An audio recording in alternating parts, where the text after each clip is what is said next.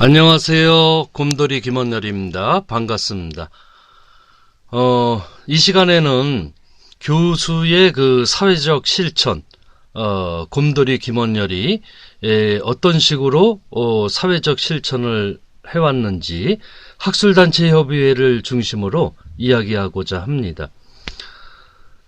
교수들이 자신의 생활을 꾸리기도 바쁘죠. 그런데 그 시간 내고 돈 내고 또 노력해서 사회적 실천을 합니다. 예. 그거는 사회적 문제를 자신의 문제로 여기고 그 문제를 해결하기 위해서 애쓰는 것이죠. 그거를 개인적으로 개별적으로 활동할 수도 있지만 주로 교수들이 단체를 구성해서 활동을 합니다. 예를 들면 여기서 비정규직 교수의 권리 투쟁하면 그 비정규직 교수 노동조합 활동을 하는 거죠. 여기 보면은 그런 활동이고요. 그 다음에 또 여기 보면은 반전 평화 운동을 할 때 전국 철학자 네트워크라고 그 연구자 교수 철학의 연구자 교수들이 모여서 네트워크를 구성해서 이제 성명서도 발표하고 기자회견도 하고 서명 운동도 하고 그렇습니다. 여기 보면은 이런 그 교수 학술단체라고 하는 건데요. 이런 당시에 2006년도에 바로 이런 활동을 하고 그럴 때도 한메프테이저지 교수학술단체 공대이 교수 당시에 3단체라고 하는 학술단체 협의회, 약칭 학단협, 그 다음에 민주화를 위한 전국교수협의회, 민교협, 그리고 정규직 교수들의 노동조합이죠. 바로 교수노조. 이렇게 힘을 합쳐서 바로 그 한미FT저지 교수학술단체 공동대책위원회를 구성합니다. 그리고 이후에 여러 가지 활동들이 바로 이런 교수학술단체의 활동과 긴밀히 연관되어 있죠. 여기 계신 분들이 대부분 학단협, 민교협, 교수노조 3중으로 가입을 해서 활동을 합니다. 오늘날에는 당연히 비정규직 교수 단체인 비정규직 교수노조도 교수학술단체에 포함을 해서 교수학술단체 4단체, 교수단체 4단체 이런 식으로도 표현을 합니다. 지금 말하고자 하는 학술단체 협의회라는 거는요, 이게, 보시면은, 여기 있죠? 네. 예, 학술단체 협의회. 이게 홈페이지인데요. 여러 인문사회가 그 학회들이 협의체를 구성해서 활동하는 것입니다. 그러니까 여기서 활동하는 교수들은 각자의 학회들이 있죠. 예를 들어서, 여기 한국역사연구회, 역사문제연구소, 비판사회학회, 한국철학사상연구회 등 해서 여러 가지 인문사회과학 학회들이 운영위원을 내고 그 운영위원들이 이제 그 각 위원장들을 내고 그 다음에 돌아가면서 상임대표를 뽑고 그리고는 정기적인 운영위원회를 개최하고 또 활동을 합니다. 제가 학술단체 협의회에서 활동했던 거는 이제 직책을 맡은 거는 대외협력위원장이었어요. 그러니까 학술단체 협의회가 대외적으로 하는 연대 활동이라든가 또는 그 자체에 추진하는 일을 다른 단체들하고 협의하고 또는 연대하고 하는 이런 활동들을 했죠. 학술단체 협의회 활동을 통해서 가장 기억에 남는 것은 연대 활동도 연대 활동인데 바로 그 다양한 분야의 그 학술 연구자들 전공 분야 이런 사람들을 교수들을 함께 만나다 보니까 바로 인문사회과학 일반에 대한 그 문제의식이라든가 학문 방법 뭐 이런 것들을 아주 생생하게 접하게 됩니다. 그리고 학술단체협의회는 자신들의 공동 연구 성과를 책자로 내죠. 여기에 그 한미 FTA 반대 운동을 하면서 한미 FTA에 대한 연구를 수행을 하고 그 결과가 바로 신자유주의를 넘어서 한미 FTA와 한국의 선택이라는 책자로 이렇게 만들어져 것도 일상적으로 하는 학술단체협의회의 활동입니다. 교수들이 자신이 속한 그 학회, 예를 들면은 저는 이제 한국철학사상연구회, 이게 1989년에 세워지는데 여기가 바로 이제 회원 학회죠. 학술단체협의회에 이러한 지식인의 사회적 실천은 내가 생각할 때는 당연한 사회적 책임의식의 발휘라고 생각을 하고요. 그동안 많은 공부를 하고 그 다음에 또 박사가 되고 교수가 되고 하는 것이 그게 혼자 힘만으로 되는 게 아니거든요. 사회적인 그 영향,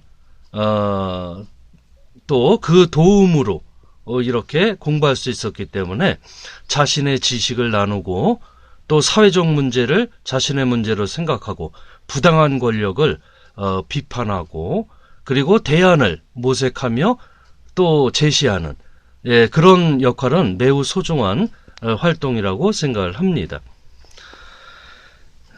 그래서 오늘은 요 학술단체 협의회 대외협력위원장 일을 했던 것을 회고하면서 여러분께 이렇게 소개해 드렸습니다. 예, 안녕히 계세요.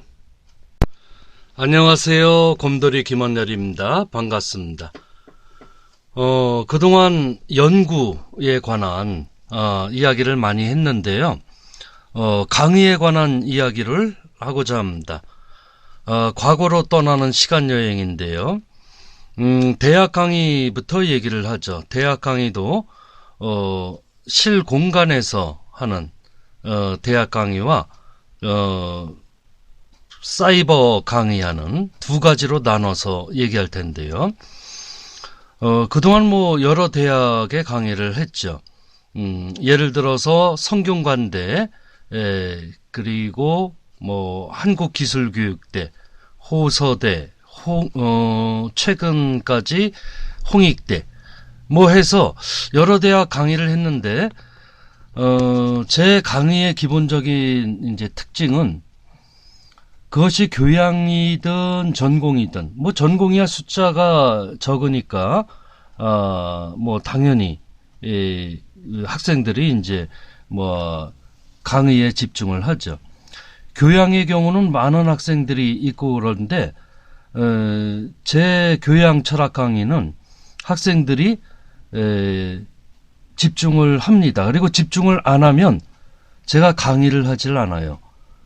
그래서 뭐 시끄럽다거나 또는 딴짓을 한다거나 뭐 이런 학생이 없었죠.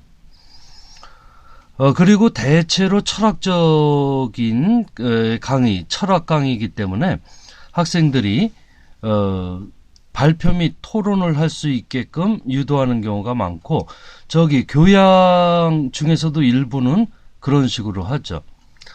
근데 보통 이제 대학 강의라는 게 교육과정, 교과과정이죠. 커리큘럼이라고 하는 교과과정에 맞춰서 하는 경우가 많죠. 그런 건 이미 정해져 있는 건데, 저는 창조적인 방식, 새로운 방식으로 많이 시도를 했습니다.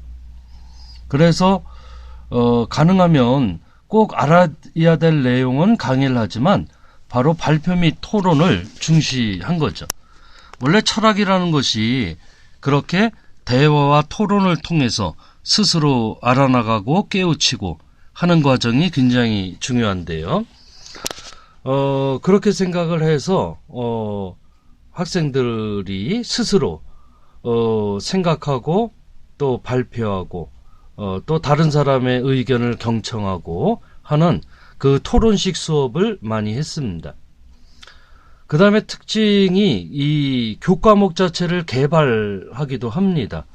또 그것이 그러니까 당시 대학에서 무슨 교과목 개발 이런 거를 공모해요. 예컨대 성균관대 같은 경우가 그랬는데요. 학부대학에서. 그래서 제가 연구를 바탕으로 해서 동서양 윤리 패러다임 과목을 개발합니다. 또 그것이 채택이 돼가지고 학생들에게 동서양 윤리 패러다임에 대한 그 강의를 발표 및 토론식으로 강의를 했었죠.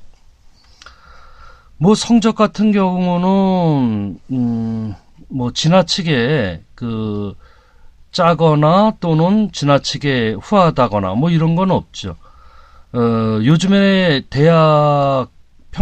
대학생들에 대한 평가가 상대평가이기 때문에 그 인원수를 뭐 초과할 수도 없고 하는 점은 있는데 일반 교수들 얘기를 들어보면 그 이의 제기가 그렇게 많다고 합니다. 그런데 저는 그 오랜 대학 강의 속에서도 일단 이의 신청 자체가 별로 없고요. 또 있을 경우에 이제 면밀히 검토를 다 하죠.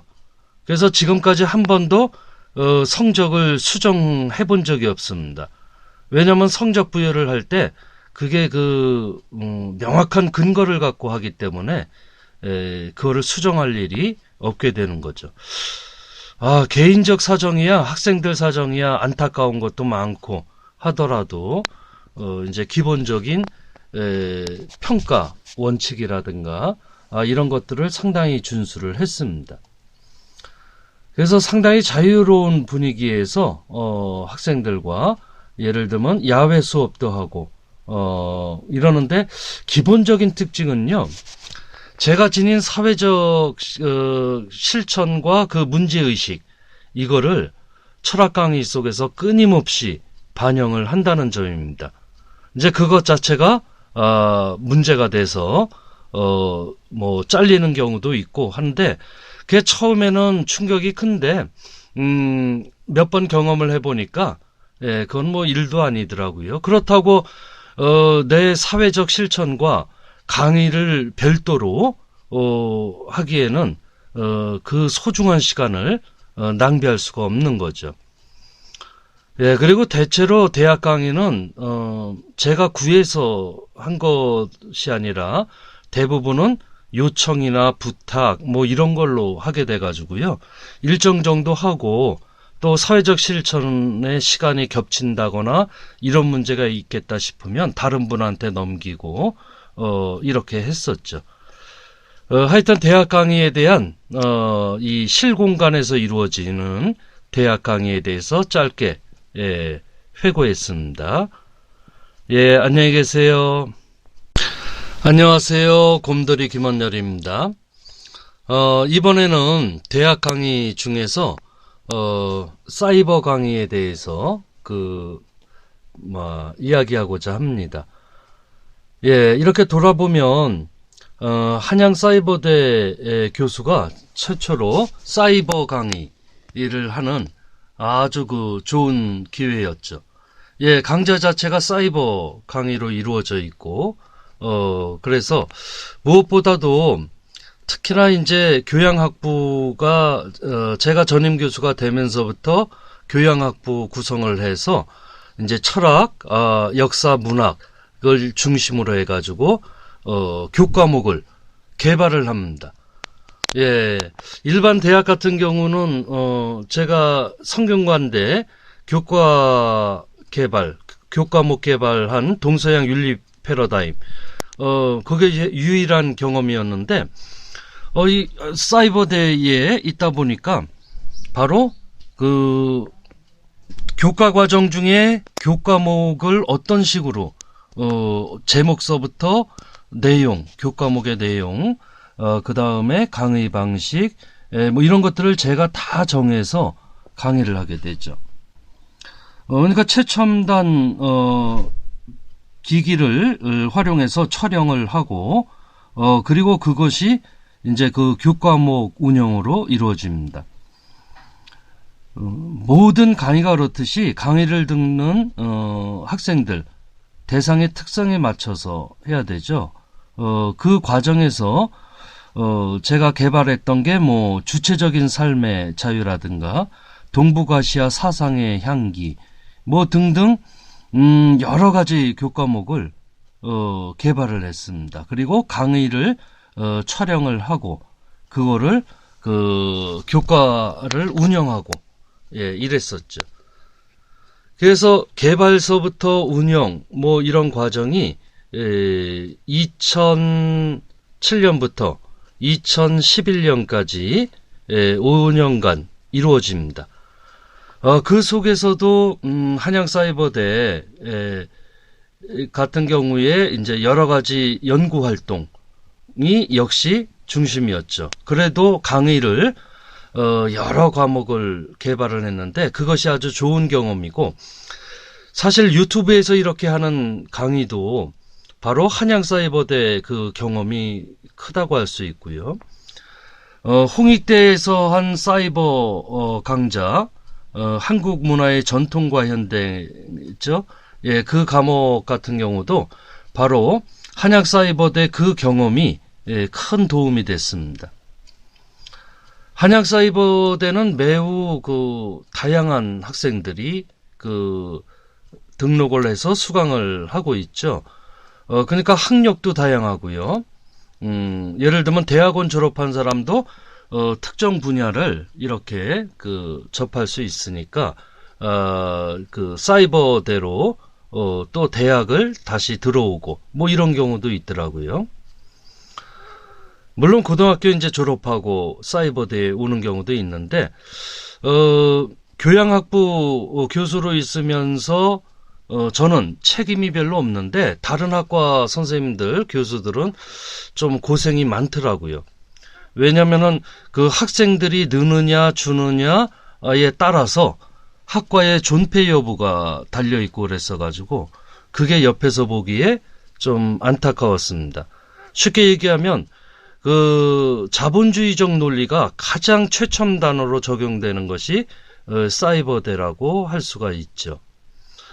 예, 하여튼 그 덕분에 이제 그 새로운 강의 경험을 하게 되고 그리고 또 촬영할 때는 좀 여러 가지 어려운 과정이 있지만 하고 나면 교과목 운영만 책임을 지고 그 다음에 연구 활동에 집중할 수 있고 또 지속적으로 해왔던 사회적 실천들 이거를 더 열심히 할 수 있는 그런 시간을 얻어서 상당히 그 돌아보면 그 제 사회적 실천에 도움이 됐고 또 새로운 강의 경험을 할 수 있는 좋은 기회였다고 생각을 합니다.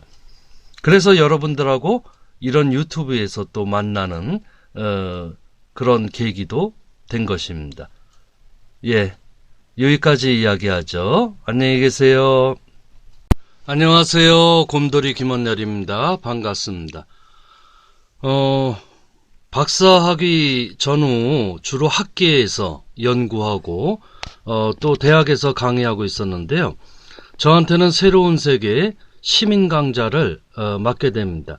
그러니까 2004년 박사학위를 취득하고 나서 새로운 세계인 이유가 일반적으로 대학교에서는 비슷비슷한 학생들을 대상으로 강의를 하는데 시민 강좌는 매우 다양하죠. 이 시민 강좌를 하면서 제 별명도 제자분이 이렇게 지어져 가지고 당시에 한 60 정도 되신 분인데 통찰력이 있으신 것 같아요. 곰돌이. 예. 저는 사실 대학생 때에서부터 호가 민중이었거든요. 민중, 김원렬, 뭐 김민중 이렇게 되는데 이 시민 강좌를 통해서 곰돌이라는 애칭도 제가 얻게 됐습니다. 2004년도에 그랬죠. 예, 그래서 굉장히 다양하다는 게 뭐냐면요. 우선 나이가 다양합니다. 그동안 10년 넘게 연중 무휴로 시민 강좌를 제가 쭉 했는데 바로 학생들이 10대부터 80대까지입니다. 좀 지나면 아마 90대 제자분도 계실 것 같아요. 그 다음에, 뭐, 남녀 비슷한데 여성분들이 좀 많은 편이고요. 그게 이제 반마다 차이가 있어요. 그 다음에, 학력이나 이런 거는 뭐, 정규학교를 다니지 않으신 분부터 대학원 졸업하고, 뭐, 박사도 계시고, 또 교수, 정년퇴임 하신 교수도 계시고, 그렇습니다.